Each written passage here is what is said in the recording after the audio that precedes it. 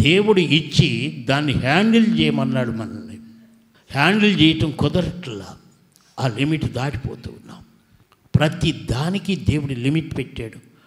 నీకు ఒకవేళ 1 కోటి రూపాయల కారు ఇచ్చాడు అనుకోండి, దేవుడు దానికి ఎంత స్పీడ్ పోవాలో లిమిట్ పెట్టాడు. అక్కడ రెడ్ మార్క్ పెట్టాడు. ఎందుకు?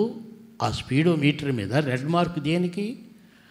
దానిని దాటి నీవు వెళ్ళొద్దు. కారు కావచ్చు, బైక్ కావచ్చు, మోటార్ సైకిల్ కావచ్చు, స్కూటర్ కావచ్చు. ఆ రెడ్ మార్క్ ఎందుకు పెట్టారు? నీవు దానిని దాటి వెళ్ళవద్దు. ఎందుకు ప్రమాదాలు జరుగుతున్నాయి?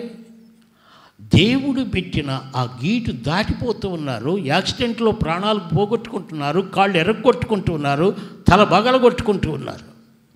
వచ్చిన ప్రమాదం ఇది.